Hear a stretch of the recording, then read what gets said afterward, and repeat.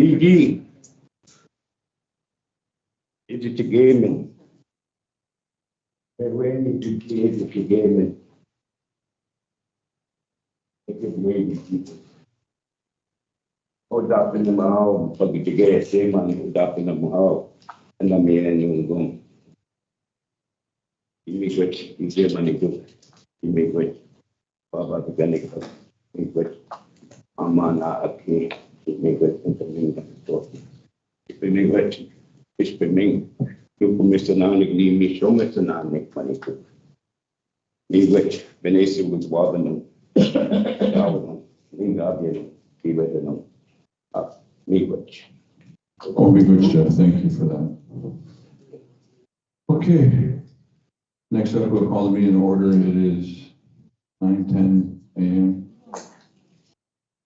Mike, do the roll call, please. District 1. Here. District 2. Here. District 3. Here. And I'm here, Chairman. Miigwech, we have a quorum. Next up is review and approve the agenda.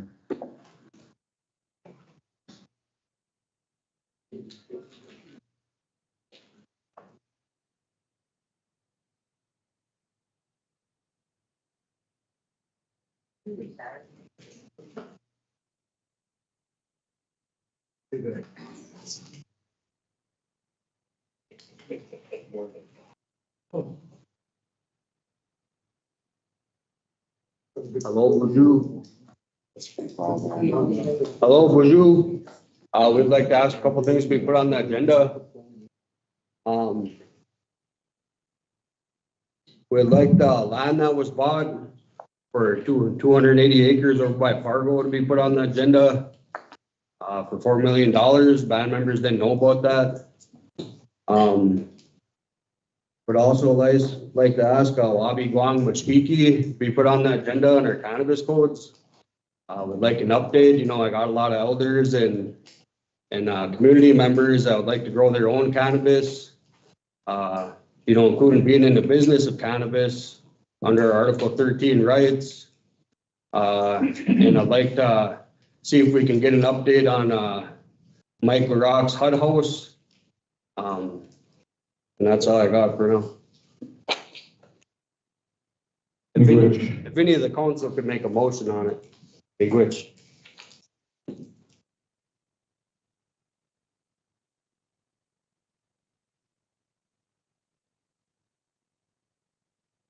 Motion to accept the agenda as it is. Motion by Mike to approve the agenda as it is. Can we get some time to review it, please?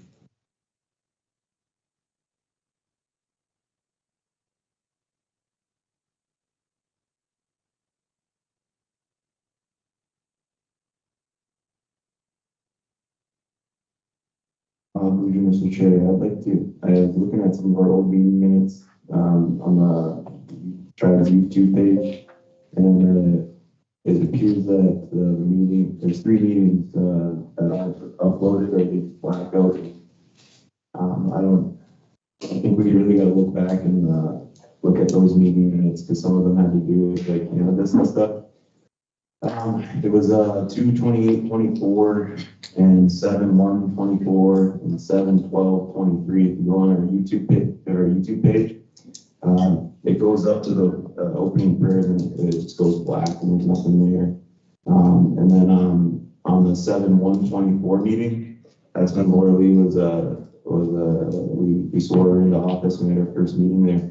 I was watching that video and I went out to use the bathroom after we swore in Laura Lee, and you guys went into executive session, and the meeting minutes reflect that I voted to go into executive session, and that didn't happen because I was actually in the bathroom. Once you guys voted to go into executive session, I came out, and I don't know what else happened in that executive session because it says that I was motioning. Chairman, point of order, we're not even on the minutes yet. I know, but We're approving the agenda. I know, but what I'm saying is I want to put something on the agenda for discussion, and that would be the meeting minutes, Mr. Secretary Treasurer. So I wanted to put that on there for discussion. There's presently a motion on the floor to approve the agenda as is, so the present action before the chair. So you guys are just gonna steamroll us again. We want updates, and we got our quarterly meeting at the next meeting. So like, are you gonna give us updates, or are you just gonna? The process of. Ronnie, I'm not asking you, I'm asking Secretary Treasurer. You're a joker. I don't make those decisions. He does. The You chairman. do make those decisions, that's your job. No, the chairman makes those decisions. Okay, well, we want a motion for it, and we've been asking for updates for almost a month, and almost 3 months now, so can you give us an update? Because you got all the local media around here, like, just making a mockery of our tribe. Update the people. Big Rich. I have a motion by Mike LaRock. Hang on, one more thing.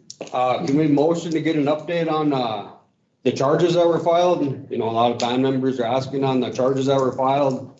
We only got a paper on the White Earth Nation website that says the council is gonna give the people an update. And we haven't gotten no update from the council with the charges. You know, a lot of people are asking me what's going on. You know, so we'd like an update from the council if we could.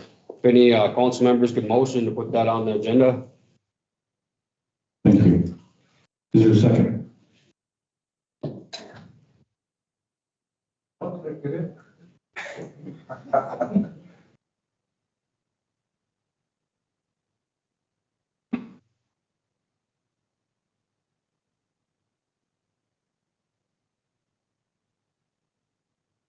And you may want to clarify what the motion is.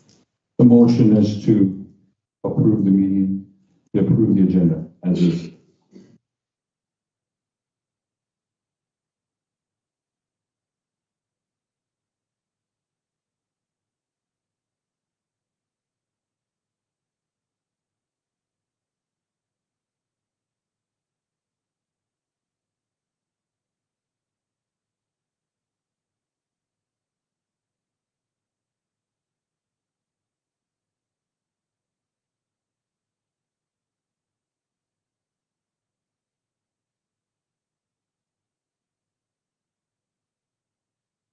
Okay, second time, motion to approve the meeting agenda as it is.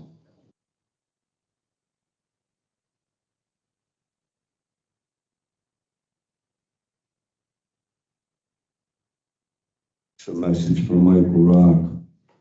MCT Constitution Bylaws, Section 4B, and Section 4-C, the Secretary of Tribal Executive Committee shall keep and maintain open to inspection by members of the tribe, and also Section 4C, the Secretary shall make a monthly report of all transactions involving disbursement, collection, or obligation of tribal funds. You shall present such financial reports to the Tribal Executive Committee, aka White Earth Tribal Council.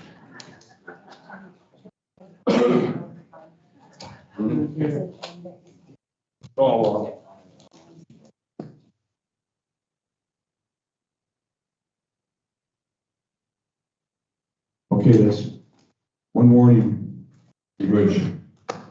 Okay, so I had a motion out there to approve the agenda.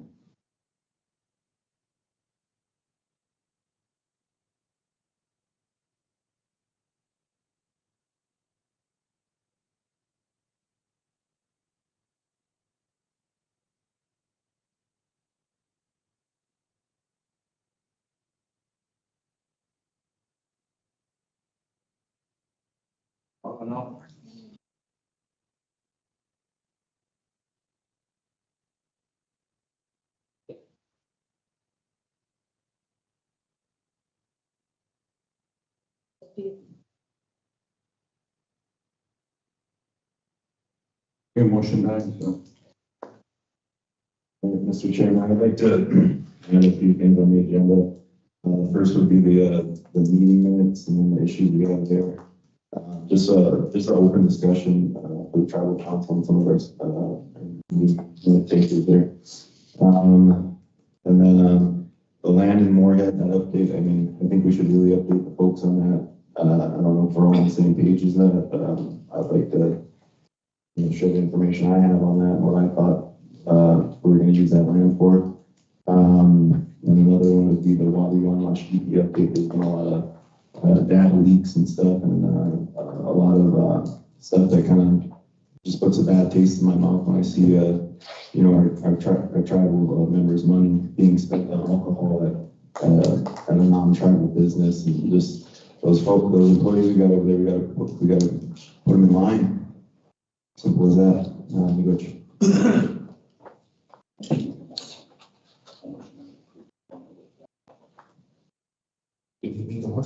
Yeah.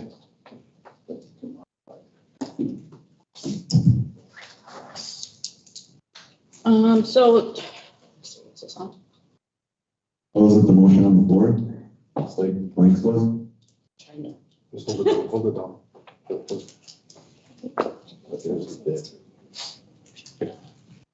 Does not make talk. So I support the meeting minutes to be discussed. The land, I would request our land office correct the information so we have it in front of us, so accurate information is given out versus just going off of what we think, which is going to spiral into other conversations. I don't have the information right in front of me. So that's what I'm requesting. And then Wabigun, what I request as owners is that we request a separate meeting with the board as owners to address the concerns, would be my recommendation. Mr. Chairman, I'd like to say a few words and this is from my heart. From my heart. You know, there's some very serious allegations against what's going on here. You know, we deserve an answer. This can't be going on and on and on. You know, we got to have some type of answer now when this is going to come to an end, when it's going to get investigated, when can we get some kind of word on these accusations? Please, Mr. Chairman, like I said, I'm just speaking from my heart and we want answers and you're not giving them. And everybody sits up there with their goddamn headed, looking in their computer. Yeah, look at me, Mr. Frenchman now. Okay, point order, guys. Living in a damn hut house, making that type of money. All right, guys, When point our elders and people living, 2 or 3 families living in one house, Mr. Chairman, from my heart. Thank you. Yeah, me quick. So The answers. I think that there are 2 competing motions because Eugene made a motion for 3 things and Laura Lee is in support of one of those. And so technically now it seems that there are 2 competing motions unless Eugene wants to modify his motion. Okay, so I put my motion first, when Secretary Rock put his motion, we had to wait till we had to do a vote, so why is Laura Lee able to cast the motion at the same time I'm casting the motion? You know, it's a yes or no. So if she supports it, it's yes or no. She doesn't get to say, I support this part, but not this part, but not that. You know what I mean? It's a yes or no. So let's stop. Okay, so let's stop. Okay, all right, guys. All right, so Eugene has a motion up there. Is there a second?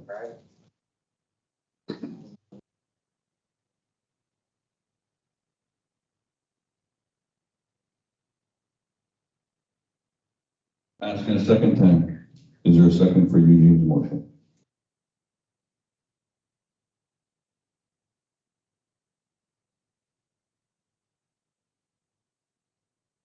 Motion fails.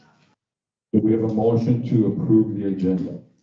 We have a motion to add a general discussion on a letter of concern that I sent the RBC last quarter.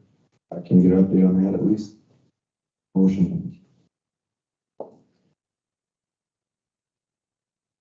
Was the email sent to Mr. Summers, legal counsel, on the letter of concern?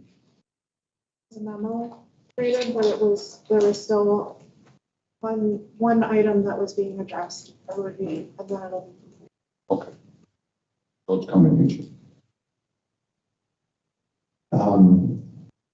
Yeah, well, I don't know, at the last meeting, Representative Erickson said that she received a packet of some sort, and then we had a little discussion about that. I didn't receive a packet, and then I wanted to email me, never received a packet on the update supposedly addressing my letter of concern.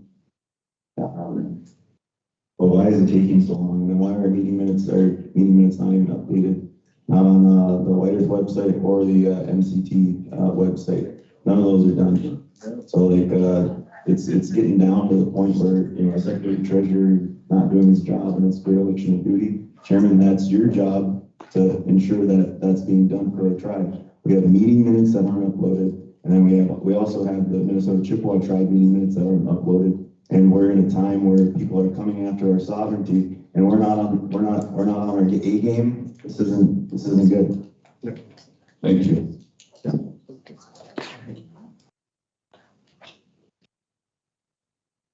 You made a motion. Yeah. have to retract that till you get the packet from legal. Why do I have to retract it when I didn't get informed? You guys are supposed to inform me. Well, they're gonna get. Well, bring it over to me then. Email it to me. Do something, because I've been waiting for it for a long time. I'm really getting tired of you guys. Like, just tell the people what's going on. Just tell them. Tell us. Yeah. All right, guys. Taking our money is what you're doing. We want updated information, you guys. All right, we got a motion out by Eugene. Is there a second? Hiding something. You guys work for the people, remember that. Don't lose sight of that, okay? Sure you did. All right, I'll ask a second time for second Eugene's motion. I'd like to retract my motion. And if we can't talk about that, then can we talk about the, you know, the updates coming from the federal administration? Being the chairman of RBC lobbying, and there's some updates on education and stuff on both protections that are important that we update our folks on. All right, we're gonna, so. Okay, so motion to put that in new business then. motion to approve the agenda with the DC updates. A new business.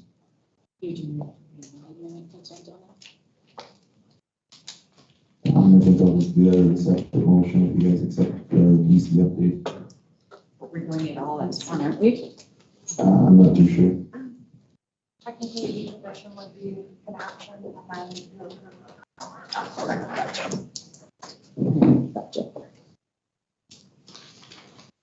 Motion?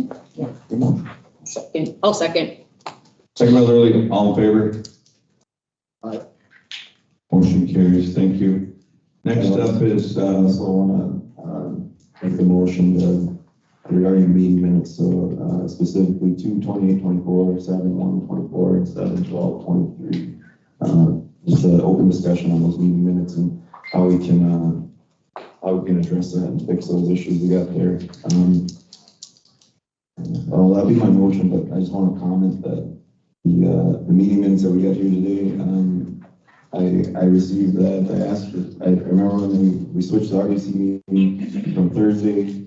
Yeah, it was supposed to be Friday, it's supposed to be tomorrow. It got switched to today.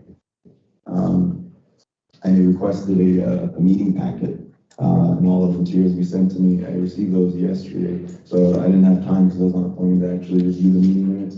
There's a lot of meeting minutes, and the issues that I found with these ones, I don't think we should be approving any meeting minutes at all.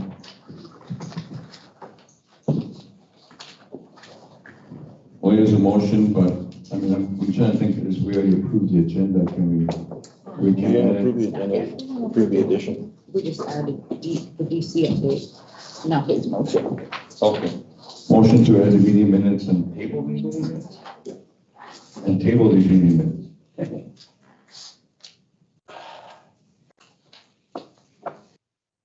So so we gotta do them separate, right?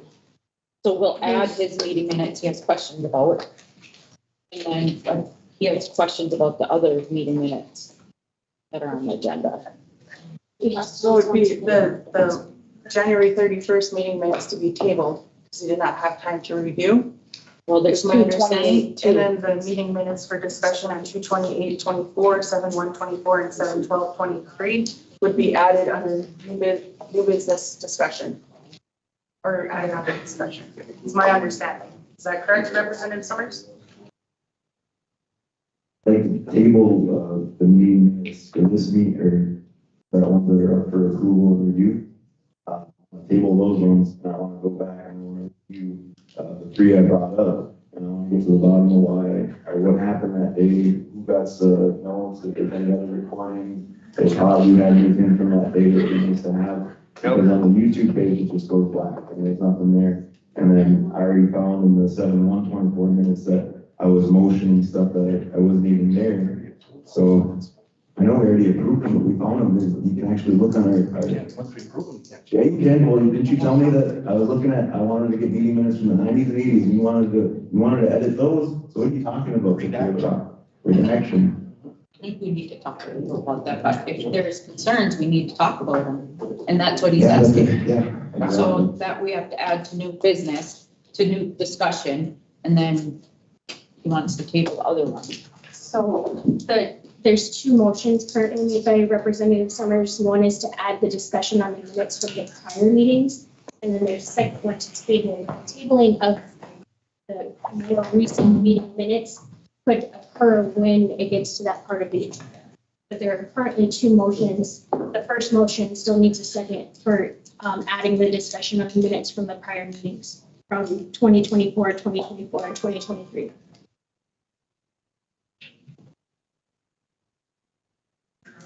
So just redo my motion. Okay.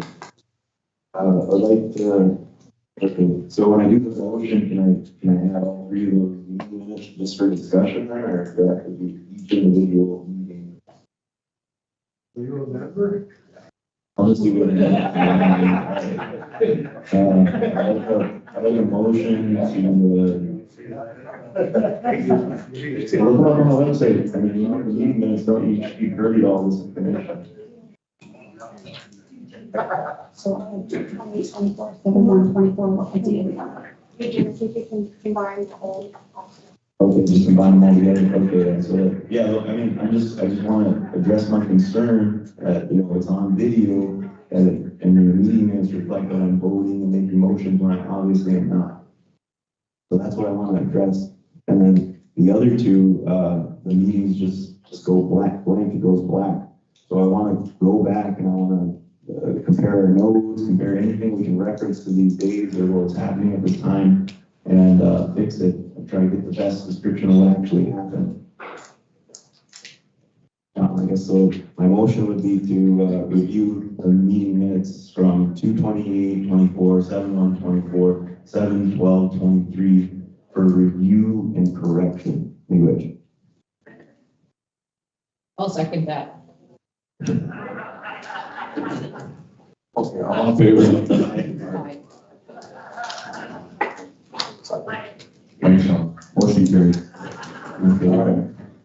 Wait, I have what was it? We're supposed to be on the second one. Get mixed up here. Oh, no. Then we'll have to wait. And then we'll have to table those a bit. Okay, so we're good. We got here. Okay, motion to approve the agenda, please. Motion by Laura Lee, second by Henry. All in favor? Aye. Eugene silent, motion carries. Okay, next up, since we tabled the meeting minutes, is we have old business, ignited boxing. Mr. Chairman? Yeah. When we get to the meeting minutes, you would have to call for a motion, and then at that time, then the request could possibly be tabling those minutes. Okay, motion to review and approve the meeting minutes for 12/27/24, 1/31/25, and 2/28/25. That's the date they were tabled. 12/27/24, they were tabled on 1/31/25. Okay. Okay, so two dates now.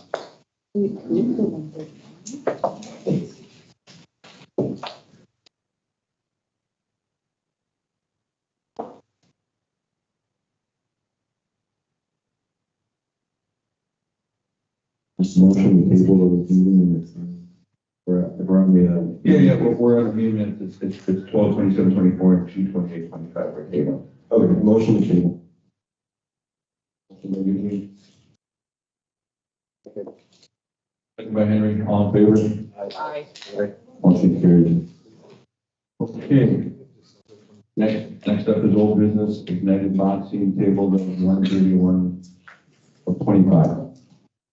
Mr. Chairman, I recused myself last time because I helped coach during that school summits event. So, I'm going to continue to accuse myself in this.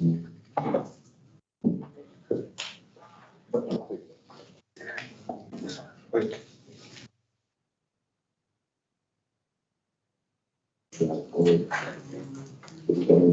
yeah. And we discussed that at one meeting, and there was concerns, I thought.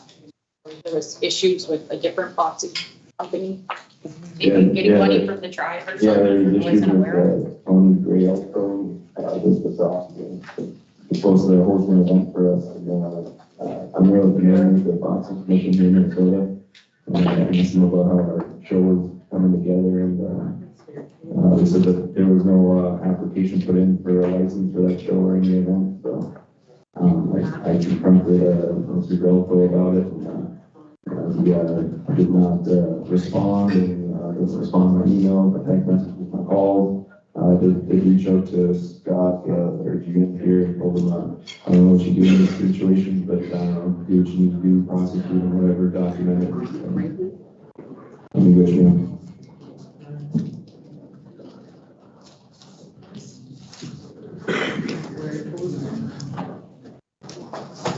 Do you know how much funding I guess I wasn't aware of that funding or how much the tribe, or who gave them the money. Do you know how much that was? Yeah, it was a contract with the casino. I don't know the exact number, but I think it was around like $30,000.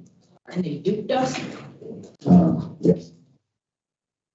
Okay, so I think we need to follow up on that, because that's a lot of money too. There should have been a clause in there, I assume, for legal action, but well, that's on the shooting star side, so.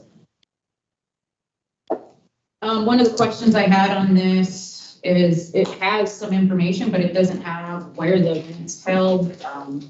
I don't know, it just asks for money ultimately, and, you know. So. What the other council wants to do. Are members able to get that? Excuse me, are members able to get the documents you guys have so we can see what's going on?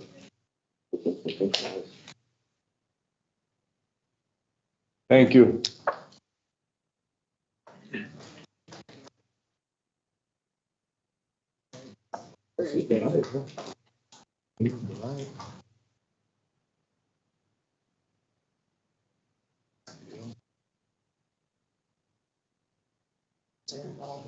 There's nothing. I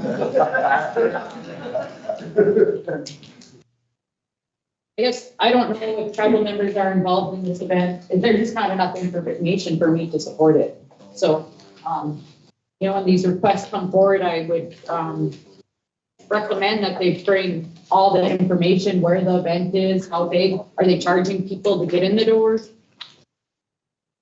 That's how I make my decisions on the information put in front of me. So if you only give me half the information, I mean.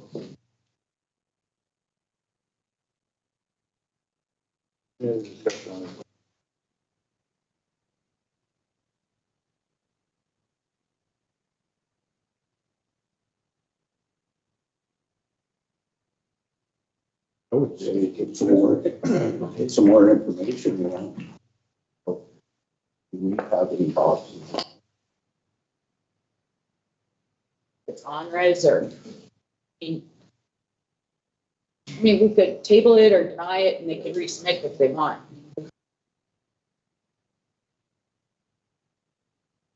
I feel like we shouldn't have to chase people to bring stuff.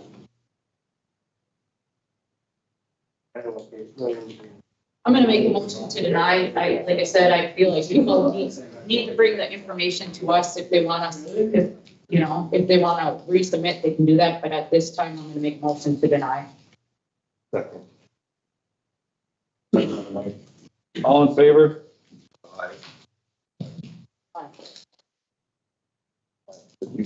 Oh, yeah, you recuse himself, motion carries. Okay. Next up is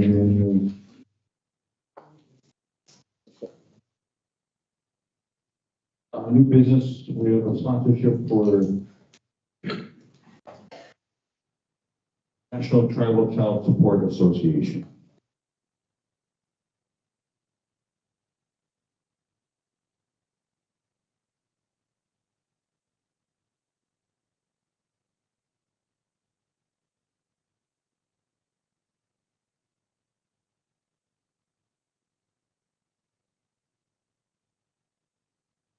I'm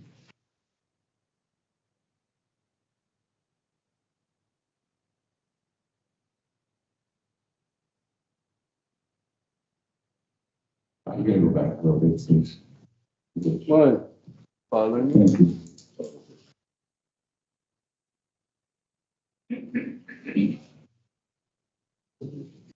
We've did this in the past, it says.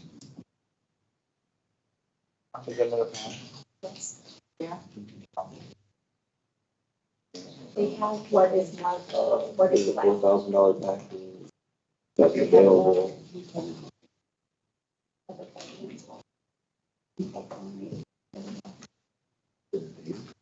We done with that? Okay, what did we do last time?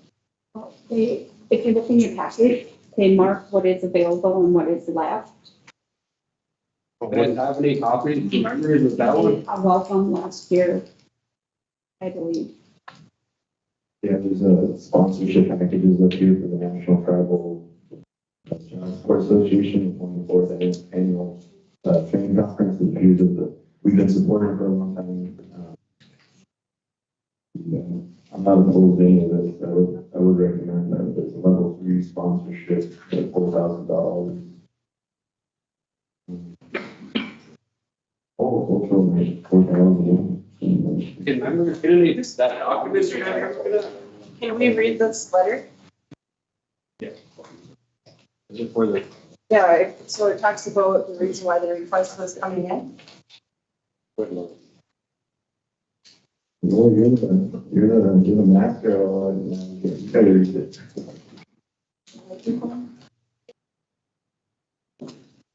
It says, White Reservation Business Committee.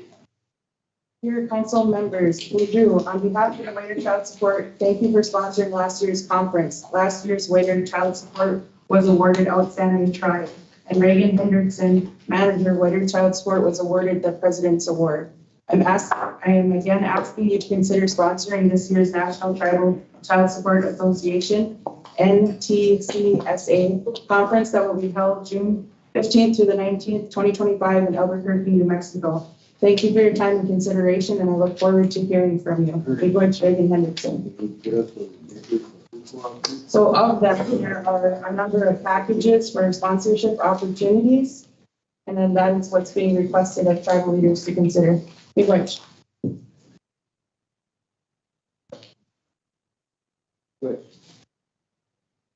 Chairman, I'd make a motion for level 3. Level 3 or level what? So level, is it 3 or 4 or more? So there's 2 level 3s, the parents, president's welcome reception and the cultural meet.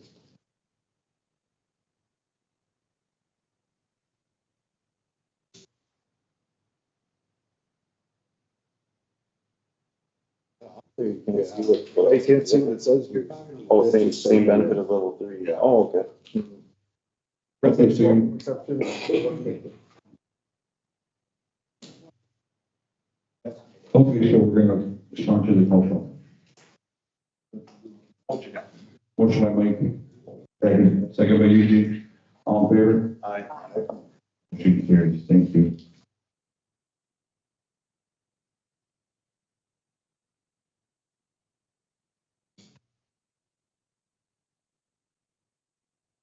You know why, Gene? Who's co-op? Who's, okay, come on to me.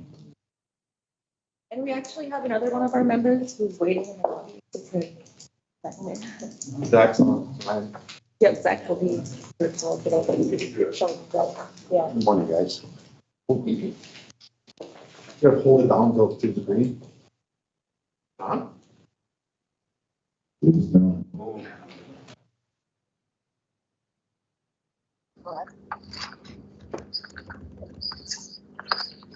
Oh, I'm dead now. Okay. Brisa.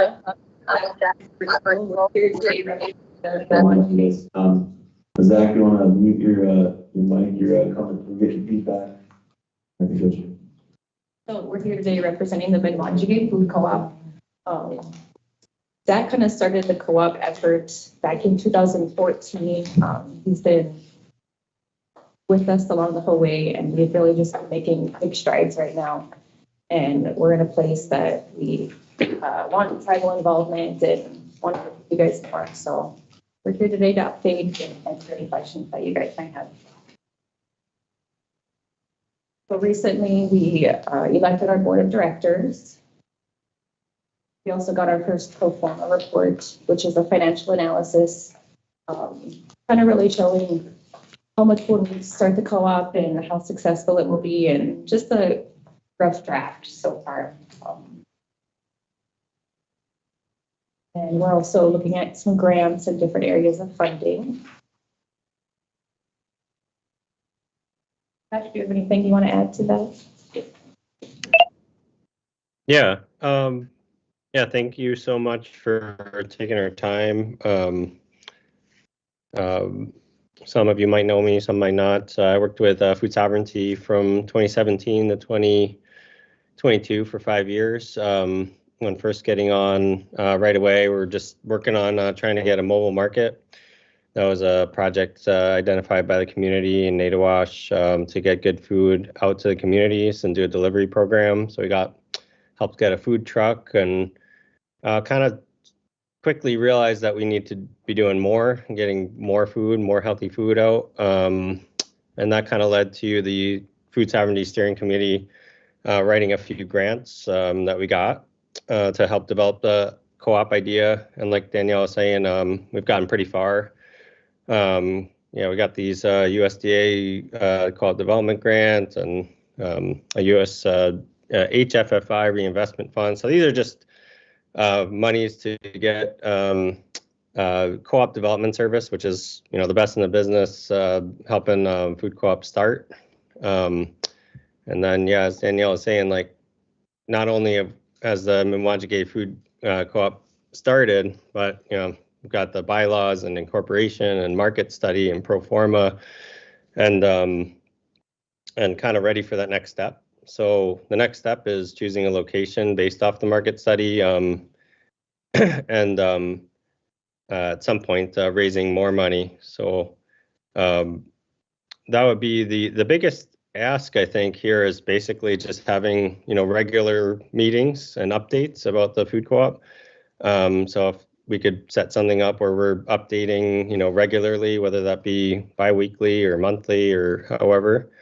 And I think the other ask is thinking about trying to write like a very basic general MOI or something very basic, like the tribal council supports the co-op and we can potentially work together on projects in the future. So if we leave it open like that, then like say for instance down the line the co-op could use the tribal as a fiscal sponsor, or like maybe the council wants to support the co-op in a number of different ways. I know we kind of discussed like delivery options to all the communities, and also like a member drive. So there's a lot of ideas out there, but I think we would take those piece by piece as they come up.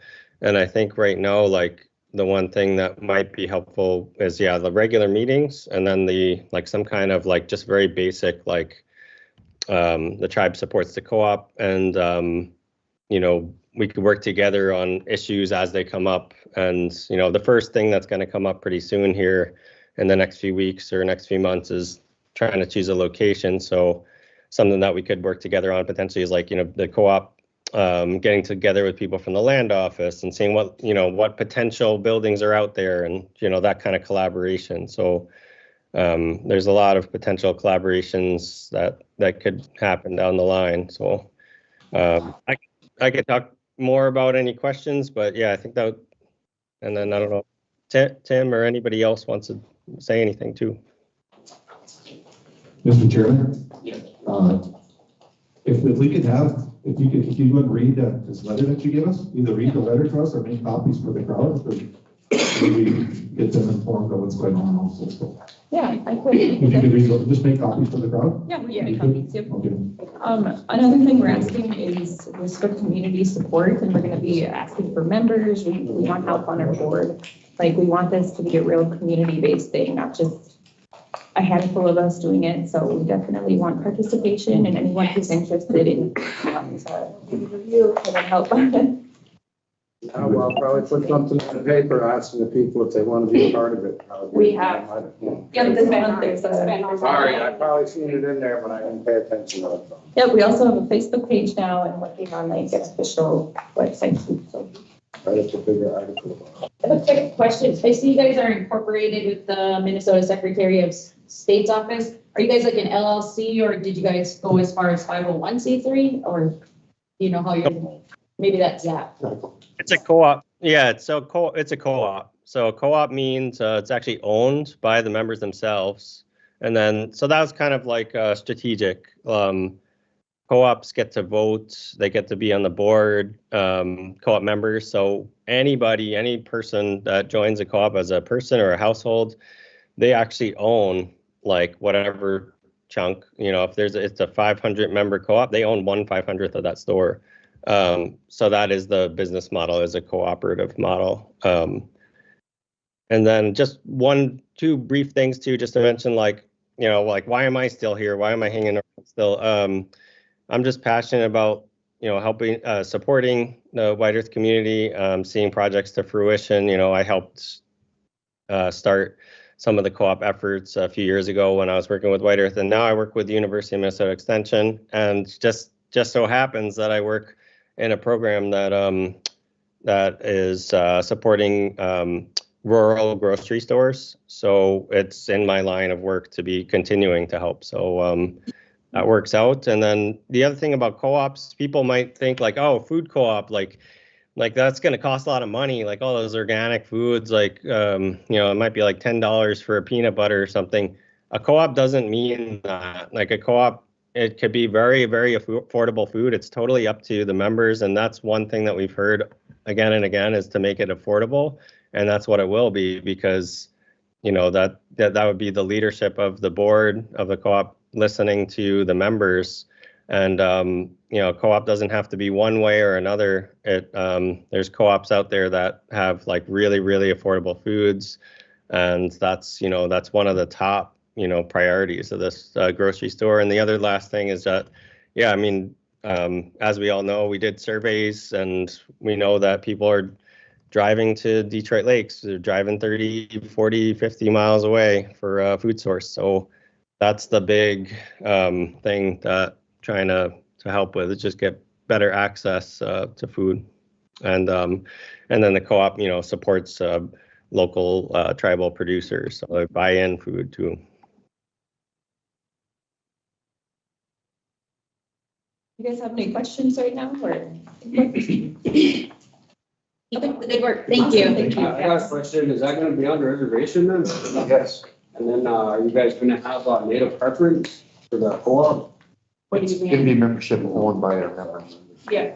Okay, but being it's on the reservation, it's part of our tribe, I think we should have a native preference, you know, like we have for You mean casino. hiring staff? Yeah, hiring staff for our native people here. Yeah, I think With, yeah. that's something to look at. We haven't gotten that far yet with hiring staff. So That's a good point and stuff, you know, it's something that we're gonna have to take a little bit hard look at, but I would assume that that's the way it would be. Okay, good. You know, like, last fall, the Amish, you know, we went out and bought all their raspberries and strawberries. Would that go thing for a member? Let's say he had 5 acres of strawberries or 5 acres, could he in turn sell to you then? Yes, that's our goal. Okay, Great, is to get our members involved and stuff, so if you're doing small farming at home and stuff like that, a co-op would be a good place to unload those vegetables, you can get, you know, and get paid for them. And then being a member of the co-op, you know, there's a couple of different ways that a co-op works too. There's at the end of the year dividends paid to memberships, or as a membership holds and it doesn't want to be a member no more, there's a buyout, you know, process. So everybody that's a member, that's what they are, they're part of that co-op story, you know. So, and to be more successful, it's going to take everybody to be more successful, to shopping, to promoting, to everything, because the more successful we are, the more successful you are. You're Either as a thinking farmer like or- the food stamps and the other. Yes, that's a big goal of ours, is to take the food stamps, take the waste, all of these resources. Yeah, we're not after making a profit for the store itself. We're after making a profit for our members. What's a win-win all the way around? You know, I mean, you go to a local store and you buy a tomato or a head of lettuce. We all know what that's like. It's like, you know, taking out your right arm. We're hoping to make that, you know, a lot more edible, a lot more affordable. So you'll be able to eat good, healthy food. Okay, you're getting eggs. Actually, pretty expensive right now. Well, see, and see, there's another thing too, you know, I mean, we do have natives that have, that produce eggs and stuff like that, so, you know, so the egg prices would be cheaper, as long as we can get that member, who's gonna be a member of the co-op, ain't gonna skip us by trying to sell $8 a dozen eggs, you know? Right. Because they got just as much at stake as the next guy. And so that's what makes it really good too. Because if you're growing strawberries, you're not gonna try to get high buck from it because it's going to a co-op that you're ownership in. What about wild grapes? There's another revenue too. Craft. Okay. There'll be a section for that, so.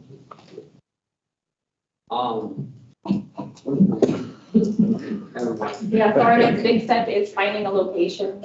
We've done the market study on locations like in Benelman, Ogama, Whiter, Wabbit, Maywash. So just finding a location that fits and what's rentable, yeah, or something. Or buildable. Or something.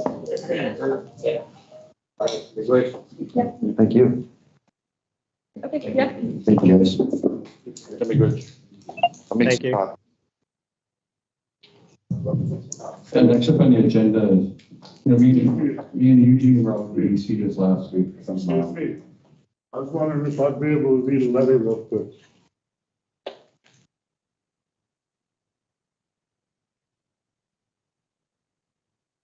Pertaining to what?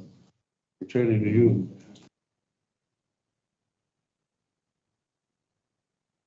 The agenda. Um, I think the people deserve a right to hear my letter.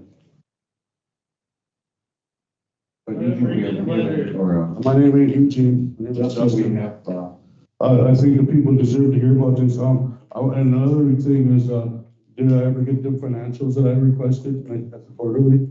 You said I had to submit them by paper, but then you told Eugene that I could request them verbally, and I never got any of them financial reports. Okay. Who may be concerned? My name is Judson Keenser, and I'm an enrolled member of the Minnesota Chippewa Tribe Writers Band, enrollment number 408A31116. a point of order, Justin, not on the agenda. I've asked for permission is that, No, you know what I mean? It's like, I call in and people tell me, oh, I gotta talk to this person or that person. And then when I get a hold of them, I can't get on the agenda. They say, oh, well, the agenda's already set. You guys are denying the membership's right to even say anything. Just like what you guys are doing to Todd Thompson, allowing him to be charged with a felony with this cannabis commission stuff. That's part of my letter. I'm an elder. I want to know. Rob Keys is Did you reach out to Justin know. to request to get on the agenda? I reached out to every one of you. You're the only one I didn't talk to about it. Eugene, I haven't talked to Eugene because whatever, but I've asked Stink and I've asked LaRock. I don't even have your phone number anymore because you changed it or something. But if I could be able to read this letter, that's all I'm asking. no, we're, Let him read it. Let him read it, Mike. Justin, You guys gotta be accountable to the members, man. You know, you guys are doing all these things with spending $4 million trying to build a casino off res. You know that violates our gaming complex? You know that you can't put a casino on land that wasn't in trust before the well stuff? You guys don't even know what you're doing. That's why I'm trying to read this letter, because this letter is gonna go out to the Department of Interior and it's gonna also go out to the TEC. I believe that you, Mr. Fairbanks, should go back to Chubb Lake, because you should be censored, associate to LaRock. You should both be censored and removed from your offices for dereliction of duty and malfeasance of funds. Thank you. And for changing the meeting minutes, the second you guys took the meeting minutes down and started changing them, no point of order. We have a right as membership to have a voice. You stole our voice. No, there's no stop. Here too, let me read this. Talk like, how can I do? I think they have a right to speak, Dustin, you better tell it. And it's here with this public law 280 agreements with the state too. Hey, get your, hey, leave alone. I know you're my friend and all, but you're not. Let them talk. All I want to do is read a letter. This is the membership. Hey, don't touch it, man, you're assault, that's assault. You know, keep your goddamn hands off them.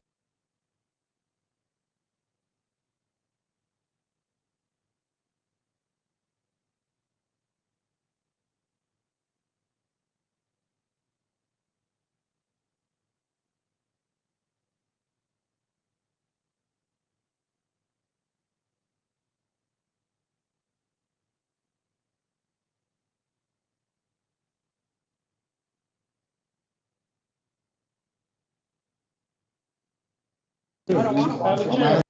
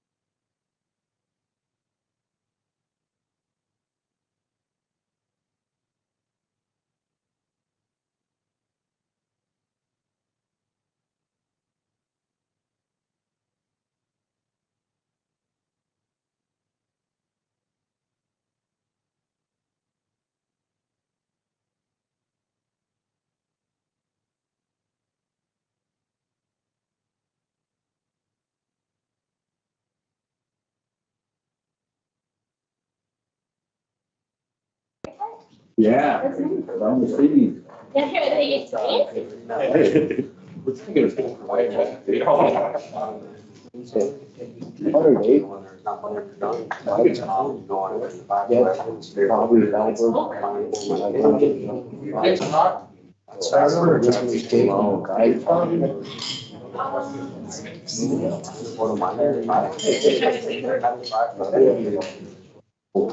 when I looked, he made about. Oh, yeah. Falsifying documents.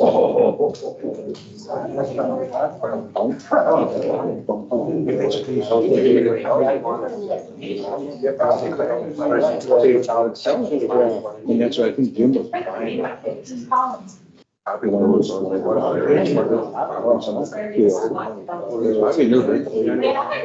Well, I mean.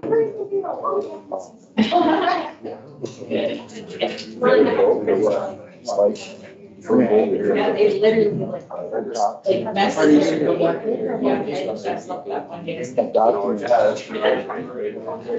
No, right?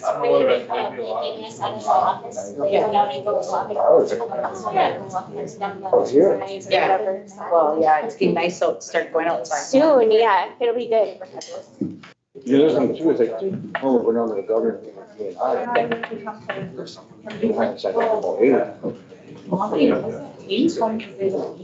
That's actually stored at 43,000 acres. But you could review it. I mean, you could.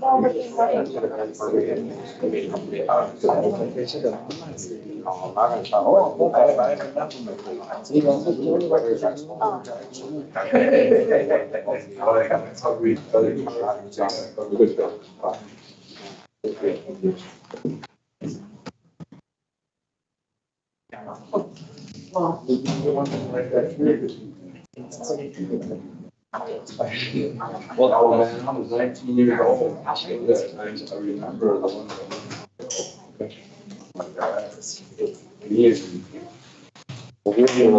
Burning the past slave. That's from there. I don't know. I mean, I know you're an older fighter, but I heard you grew up over there. I grew up in, I was born in St. Paul. Okay. In 1981.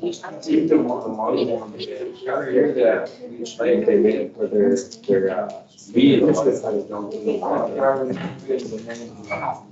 All I Yep. Yeah, but then hundreds of photos and fun. Hundreds of you know, you could have hearing code. Did you talk to Dustin? No, I'm talking. But I'm saying that you need to him, because he has data.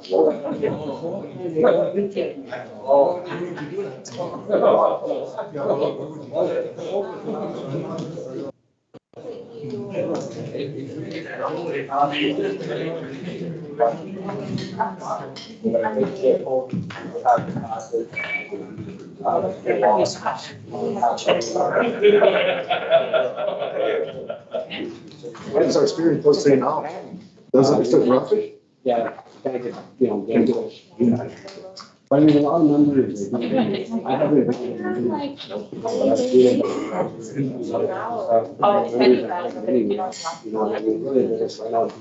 Just German border. Yeah. Get batteries. You know where you're going.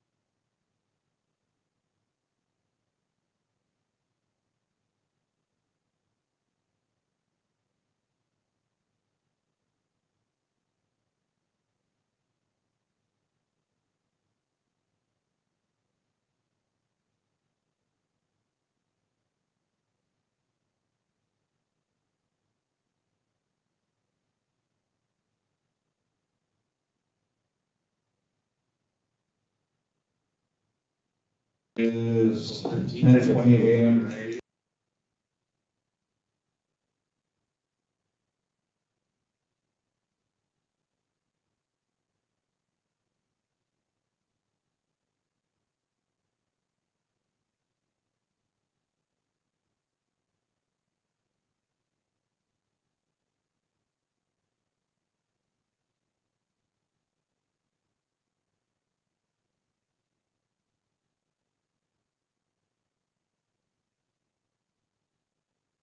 And what they're doing and how it all trickles down from the federal level to the state level or even to the tribal level is how it affects us. Me and Eugene are out there representing Warriors Nation. We had a couple others that joined us. But this is all the things that on the backside of what we do is we always advocate for our programs and our people. And I know Eugene was up on the hill with a different group. I was at a different group. I met with Senator Mullins from Oklahoma. He was meeting with different, he met with Tom Cole, and he can talk about who we talked with. And some of the concerns, one of the main concerns I think with our group was, of course, was healthcare, the police force. I know with the policing in Wisconsin is totally different from what we deal with in Michigan, but I still advocated for our brothers and sisters in Wisconsin. And it's vice versa. They advocate for us, we advocate for them. So these are things that when we're out there meeting with these senators and our legislators and meeting with some of the new members of these committees, and also the new members of these agencies. And I think that's the thing that we were out there talking about. We were meeting with like Rudy Soto and meeting with some of these we even met with the assistant secretary's assistant, or what was his name? I can't remember the guy's name. It was Scott. He's from North Dakota, but I got to meet with him yesterday. And these are Scott Davis. Yeah, Scott Davis. And these were the meetings that are really critical to us to communicate about things that we're doing back home here and how what they do up here, how it affects us down here. And I think these are the things that, when me and Eugene are out there, we're advocating for that and how important that Medicaid and the trust responsibility of Indian Health Service and HHS and CMS on how important that, here in Minnesota, in the Midwest region, we're only funded at 38% from IHS. So there's another 62% that we have to generate. And this is what Congress gave us. Congress gave us the ability to do third-party billing. That's why we're able to run our programs, to do our billing, to be self-sufficient, okay? So these are things that we are out there advocating for and, walking off the halls of the Senate and the House of Representatives and talking to our legislators. So these are things that I think that was good for us. And I think that we'll probably be out there very soon again. I know that we have to go out we have to meet with some other senators. I want to meet with Markowski and also Susan Collins from Maine. And we will be back out there soon. Be good.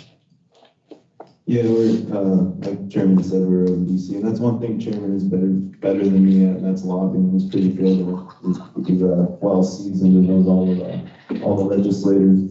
But I don't know, some of my forte comes from education and natural resources. So that was some of the stuff I was focusing on. We kind of split up. There's like 4 groups, and I don't even know if you're a part of the group. I think he just he was up and all over the place and meeting with all the legislators. It was good. So one of the things that a lot of folks been asking me about was the dismantlement of the federal education department. And things are changing every day, but the update I have, and this will likely change within a week or two. The impacts that the dismantlement is causing is impacts on our EIE funding, so it's Title I funding. So our Circle Life Academy School will be impacted by that. And then something that was said at one of the meetings is that so they're dismantling the department, but they still have a treaty trust obligation to us. So they're looking at moving that pot of money to some other department. And what we're advocating for is like that pot of money should come directly to the Indian tribes that you sign treaties with. So we're just doing a lot of educating, and they said if they don't find a place for that money, we're gonna have to supplement those education costs up to 70%. So that's a big thing. We got the letters of support and everything riding against a lot of this stuff, but a lot of it is just meeting with the new administration and educating them about the nation-to-nation relationship we have with the United States. And a lot of them they put tribes all in one basket. But once we started having those conversations, things became a lot clearer. And we're looking at maybe some 638 contracts that we can contract some of these federal services that they administer to us. And we're going to do a better job at administering those ones. So, I mean, there's a lot of scary things on the news and stuff. And, that's third, fourth, fifth-hand information. Things are changing every day. That's why it's important for the tribal council to be out there and meet with those legislators, because we have our lobbyists there, and they know a lot about White Earth, but they're not from here. One thing that we were meeting on yesterday was reallocating some funding. So we had a earmark for some infrastructure projects in District 2. I know like 2 years ago we got like a $5 million earmark. And just this past year, we had a $7 million earmark. That $7 million got taken away with the federal freezes and everything. So we have infrastructure projects that are shovel ready that we just have to wait for the funding to come down to us. Right now, that's at jeopardy. So we have to go. We've been advocating and trying to get some of the earmarks that we already have and trying to reallocate them to shovel ready projects. So a lot of that is going on. It's like. But we're getting a hold on it. I mean, the stuff that we discussed earlier in this meeting, those are things that we have to handle internally. And I know Justin wants to send that thing to the BIA, but I don't know if that's a good idea right now. We need to handle that internally. Department of Interior, and it is a good idea. Yeah. Oh, you guys have been appropriating a lot of money. Yeah. Well, no, I hear your concerns. Town council, it's our TEC members. Yeah. No, I hear your concerns, but I'm just saying, like, we're getting a lot of new people in there. We have to establish some good relationships with them. I'm looking at this as a good opportunity for White Earth to, take back a lot of our sovereignty that was diminished by the federal government. And I mean, these guys are cutting all kinds of things, but we always come back to them with their legal obligations to us, and we're holding them to it. But I mean, yeah, we did that for a week, Chairman, but. I mean, they only heard from us for a week. They're hearing from all these other people every single day. So it's important that tribal leaders go out there. And, I say that because our employees here, our staff here, we need to make sure that, we hold down the fort so our tribal leaders can get out there so the legislators can hear our concerns. I know one of the big ones when we were reallocating some of that funding was that, you need a really good reason to reallocate these projects. Is there any issues? And we're just brainstorming, and they're like, what about the bears? And that was a huge one. So that put us all from the very bottom. The legislators our lobbyists didn't know about the bear issue, or they knew about it, but they didn't know how it interconnected with our kids and our schools and our public safety and everything. Once you said that, the tone changed, and we're getting stuff over there to hopefully get those projects bumped up and get completed this coming summer. So there's a lot of stuff like that happening, and then. I know I did receive a couple emails from the Naywash Charter School about some of the state legislation going on that's impacting our charter school. We're going down to the Capitol tomorrow, and we'll speak on those issues. We're going to be there for a separate thing, but I'm sure we'll bring those up right directly to Governor Wall. And then one thing, I don't know if Secretary LaRock, you want to. I'll wait for that after. It's that tribal law enforcement parity stuff. I know you're well versed on that, but I'll save that for last. So the natural resources, that's another thing I was kind of keeping my eye on. There was one thing that was brought to my attention that I didn't really know was a big issue, and it was the lamprey research to fight invasive species. And I didn't even know what the heck the lamprey was. I guess they're making their way to the Great Lakes, and their invasive species would be really bad. And right now there's some funding there to help fight against that invasive species, and that's going away. So even little stuff like that will go over our head. We gotta really keep an eye on that. And then let me see. So there's another legislation happening out of Colorado. It's called the Pet Livestock Protection Act, and that's specifically targeting wolves. And that's what they're trying to reference over here, because they're going to declassify them. And what we're arguing is that we have all the information on the wolf, we have the cultural knowledge on how to handle the wolf population in the appropriate way. right now, the federal government is saying, like, well, we'll just leave it to the state to manage their population on the reservation. We're telling them no because they don't have the right information and they're not going to do it in a culturally respectful way. Another one would be the budget reconcile bill. So I wanted to bring this one up because our lobbyist was, this is what a lot of elders were talking about, the cut to Medicaid, $180 million cut. So that is all speculation. So it's they're thinking it might happen, but it's not a for sure thing. So if you guys hear that, that's not true. That's speculation. It's not a for sure thing. If it is a for sure thing, we'll definitely let you know. The other one that we were advocating for the Midwest Alliance Sovereign Tribes was the House Resolution 1723 Tribal Labor Sovereignty Act of 2025. So this one I'm not too well versed on, but I know it has to do with unions and unionizing. We're not anti-union, but there are some things that unions have authority, and with that authority, if they ever come to the reservation, they would really be a big infringement on our sovereignty. So that's why we're supporting that bill. It's not that we're anti-union or anything like that. It's just we're looking out for our sovereignty, because we let little things like that pass by us, and they take it in. We let them take an inch, you're going to take a mile. And then the Monona overpass. So that was the project we were talking about reallocating fundings, because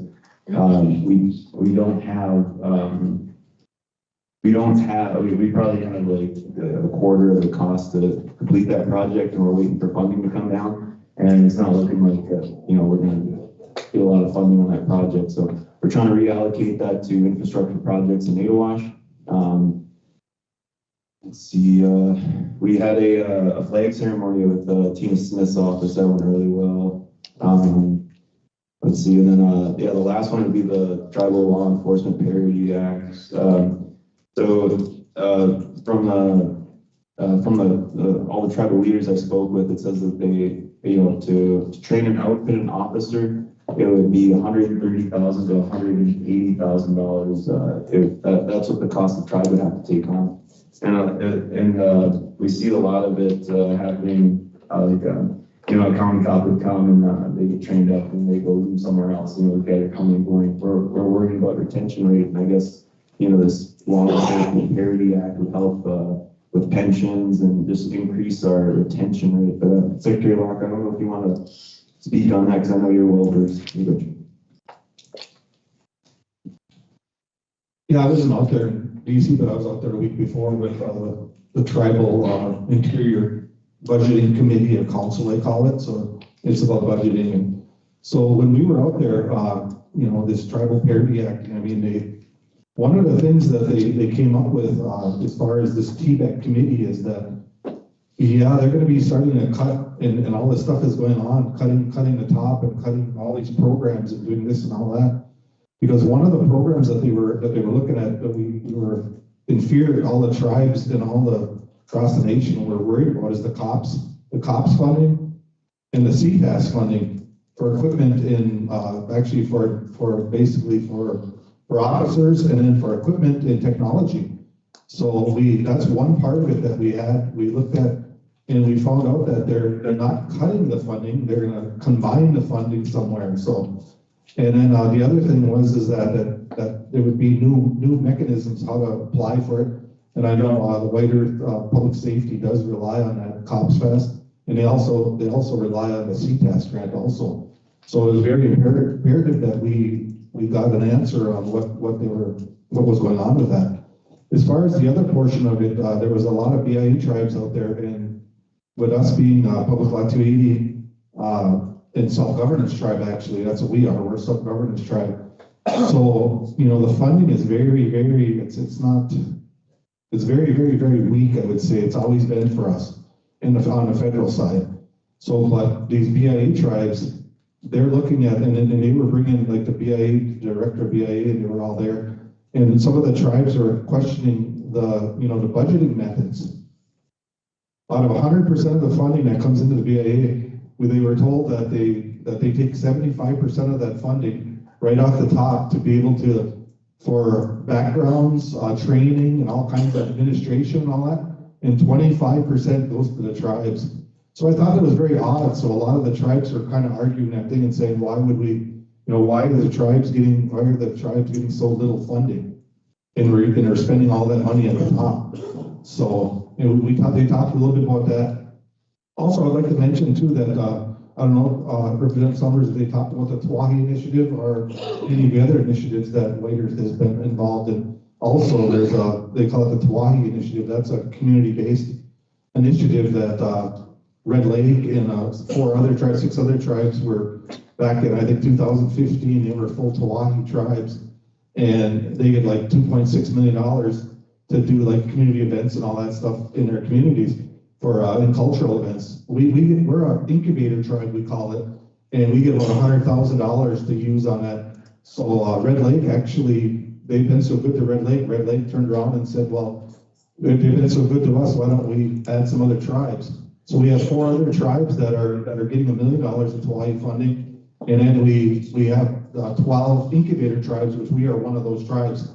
And in the TBEC funding mechanism in the budgeting committee, we basically said to put some more money into the budget for 2026 to make us a full Tawahi tribe, to do that, to get the 2.6 million to be able to help our communities and with community events and things like that, all for our community councils, and basically hire somebody that would be able to do that for us. So, but other than that, with the law enforcement end of it, I think a lot of tribes are very worried about the funding being cut. But when you look at the budget, the TBEC budget, when we talk about that, we spent the whole week out there. There's for all of Indian country, it's about the need is about a $27 billion need. And all the president has to sign off on is $22 billion. So that's well short of what we're even close to. So, and one of the things we, like Representative Summers and Chairman Fairbanks there out in DC, one of the things that you do go out there and we ask for more. And that's really not an ask, that's a need. That's a need. We need more. But, and then out at TBEC, and I don't know how it was over at Mass, but there was that trust responsibility. There was a lot of tribes saying, and they're falling back on that trust responsibility. And Chairman Seeke from Red Lake he's really good at what he does as far as out there lobbying and all that. So he did do a very good job of lobbying about the trust responsibility. So hopefully this administration, this Trump administration, sees that and recognizes that there is a trust responsibility there. So that's all I got, my good. You got a responsibility to the people too, don't you? Okay. All right, guys. Next up on the agenda is the consent agenda, and I'll go over this real quick. First up is behavioral health. We have a Culligan contract. Mr. Chair? Yep, you also have your meeting minutes discussion. Sure.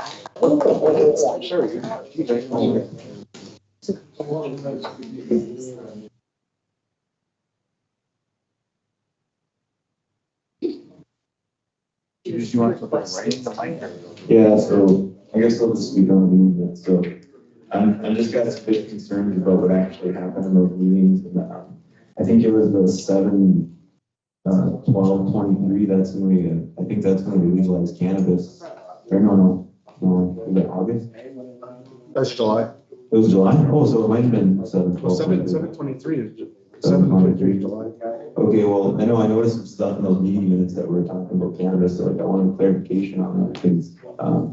Like I said, there was meeting minutes that said things that I did not do.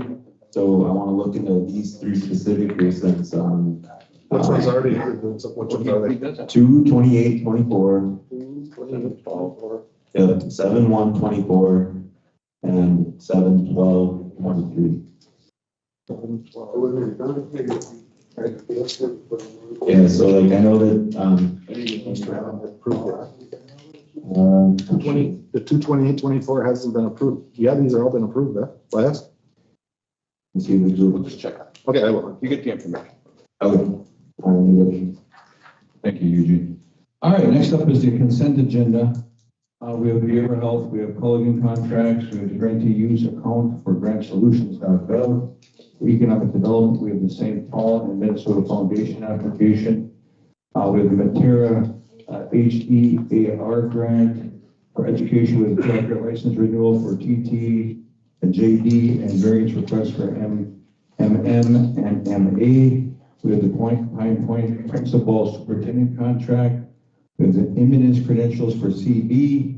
For finance, we have 24-25 COLA BIU school grant amendment number 4. We have the COLA 2025 deficiencies notice of awards and resolutions. Also at the Tribal Health Department, Behavioral Health Wing remodel for CM contract. For health, we have the MIAAA advisory band appointment resolution. We have the 2025 Tribal MIE CHD grant. We have the Buckle Up for Life application resolution. And also we have the 5 others tribal consulting proposal. And kind of another thing too, I wanted to touch on this, and I know that when me and Eugene were out there, one of the biggest things that we're going to be advocating for out there is our special diabetes money. And that's one thing that, you know, it's kind of just when I was reading over these, that's one area where they're really looking at cutting. So these are things that, you know, we're going to have to be on top of things and make sure that our special diabetes keeps coming to us. So, all right, Human Services, we have the Minnesota Department of Health and Human Services State Grant Resolution. Judicial, we have the Community Supervision Funds Budget Resolution. For legal, we have legal LLCs, we have Indigenous Trades, we have James Libby Construction, and also Ashley's Creation. For Natural Resource, we have Mississippi Local and Tribal Leaders Agreement. We have the MPCA Surface Water Assessment Grant and Resolution. We have the Crow River Watershed District MOA and Resolution. And also we have the University of Minnesota Collaboration and Resolution. We also have the U.S. Consulting Contract. And for ratifications, we have the Natural Resources Comment, the federal rule change. And also we have the Behavioral Health Certificate of Letters of Support. And for Human Services, we have the Housing Support Agreement. Any discussion on that, council? Or ask for a motion to approve? Yeah, I got a message from a tribal member last night about an LLC, and I'm not seeing that it's on there. Are these all the LLC applications that we have? That's it, yep. That's it, okay. Because they said that they faxed them over to staff, and I know I was CC'd on an email, so like there's something happening there. I suppose we can't amend it, we can't add it on here, can we? LLC's members, there used to be a process where they could go to him and ratify at the next meeting too. Yeah, so that was the directive given the, the economic development staff, the one that we do have. I don't know, there must have been a disconnection somewhere because it was supposed to be on last month's regular meeting and it wasn't. I thought it would be on, I thought it might have passed on that special meeting RBC had, but yeah, he said that there was LLC in there, but I was just checking to see if there was on there. So is it somebody's LLC that didn't get put in the packet? Is that what you're saying? Yeah. Yes. I just double checking. And then Eugene will follow up after. Yeah. Legals, then we can ratify it. Okay. Mr. Chairman, so I have a number of items under the Culligan contract. I would respectfully request for one of our leaders to consider removing that. And the reason for is that we would like to consider consolidating those contracts to save costs. So that's the reason for the request of removal from that portion right now. And then I just wanted to clarify on Emterra, that it identifies as grant, that also includes resolution, but in its current form as a resolution, it's not formatted correctly. And then the eminence credentialing, it says CB, but it's also a resolution. So I just wanted to reflect that that's also a resolution. And then respectfully requesting to remove 5 feathers, tribal consultation proposal. The reason is because there's already authorization for the executive director to sign for that as a contract. And there's 2 other items that will need to have changed before that contract would be approved. And there was a question maybe for Representative Erickson regarding the Crow River Watershed District MOA and resolution. Respectfully requesting to move that for discussion. And I think also Representative Erickson had raised questions regarding the CWD grant and related documents as authorized officials.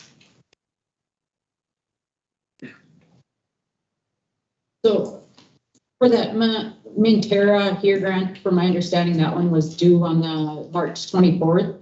Yeah, like the resolution is incomplete, and it also, I had questions about delegation to the other tribe, giving them authority. I'm kind of skeptical about that. I didn't have enough information on that, so I don't support that one. All it is a resolution and a cover sheet. So for me, it didn't have the dollar amount and a timeline. So It's incomplete. yeah, it's incomplete ultimately. And then that under health, that Five Feathers tribal consultation proposal, I don't know. I've seen a lot of contracts, and sometimes we usually put caps on the amounts each month. So to ensure that that's in there. Questions I had about that Mississippi River local and tribal leaders agreement. And in that agreement, it talks about that the tribe will create like requirements, adopt and enforce policies. Who's going to be, is there somebody going to be hired to do that, or who's going to be doing that? Who are we? No, this is something different. Okay. So, yeah, I guess I don't know. I mean, what the cost, or is somebody, our current natural resource gonna do it, enforce it? And is it new policies and procedures that we need to make? It sounded like. So yeah, I don't know if this thing is on. Yeah, it's on. Yep. So the Mississippi River Agreement is kind of similar to the towns and cities. Yeah. Thing the tribal leaders went to a while back. And obviously the east side of the reservation, a part of that side falls under the Mississippi River watershed. And we have a lot of things in place already. Moving forward, Gulf hypoxia, and just trying to better the river through monitoring and surveillance. So this just kind of solidifies it and puts us in a group, much like a task force, really, that we're making promises to do what we can to make the Mississippi River better. So you're going to work with the task force to, and then create all policies and procedures kind of to oversee everything? Or is it specifically for White Earth or? Just specific to what we, what is within our borders. Okay. Glitch.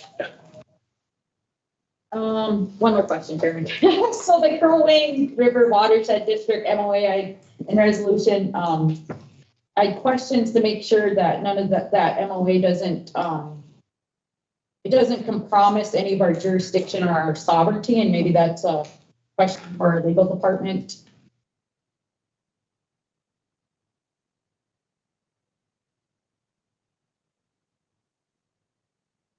Can you rephrase the question, Representative Erickson? So if we enter into, so from my understanding, I asked if, it's a Crow Wing River Watershed MOA. From my understanding, the tribe has never been in one of these before, so it's new. I just want to make sure that it doesn't compromise any of our jurisdiction or our sovereignty. No, it's designed as a partnership, so it's like a voluntary commitment. White Earth Nation can withdraw if it wants to. It's sort of a structure to provide funding through the state is doing this one watershed, one plan. And the partners that are within the Crow Wing watershed are agreeing to structure themselves and organize the funding for various water resource projects. As far as sovereignty, data is impacted, but it's the data that White Earth Nation will be sharing with the other partners is just related to like water sampling data. So how much, like, for example, E. coli is in the water or something like that. So are they sharing their data with us too then? Is it? Yes. And we are still in the process of negotiating the MOA. There's some language that you'll see in the packet that we want them to change and propose. So we're just looking for a resolution that the RBC supports the process of entering the partnership. The resolution was confusing, and I was asking that be maybe clarified too. Other resolutions usually have, yeah. Maybe Let's just table it. Okay. So, Yeah, we can. We can table it. The goal was just that Ms. Keiser wanted to be able to go out for sampling this season, this field season. So there's some of the funding has already been sort of earmarked and set aside for White Earth Nation, and she's hoping to get out and do that as soon as the weather turns. So that's the goal here. But I'm happy to discuss further.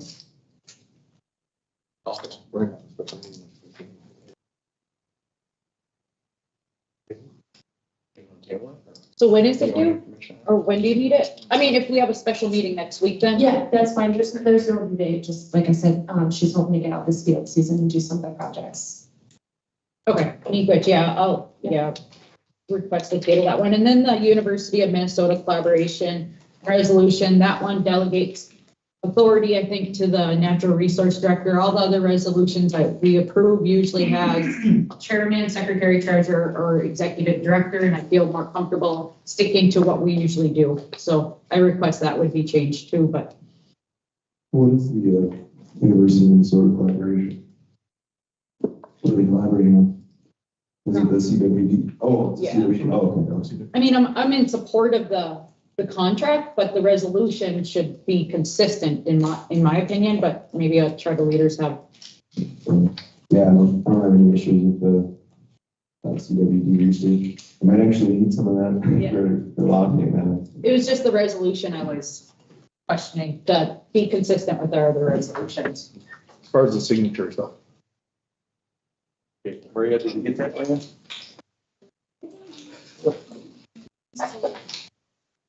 Okay, motion to approve the consent agenda with the changes.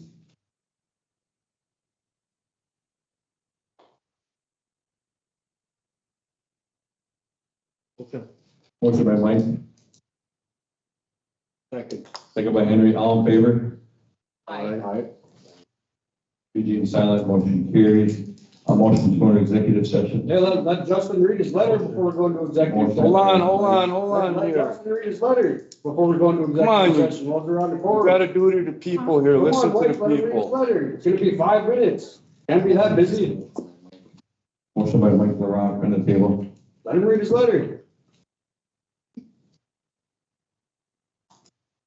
Freedom of speech, you gotta give us, you all gotta abide by that constitution, let the people speak. Please. Megan, I'll second the motion. Second by Laura Lee, all in favor? Aye.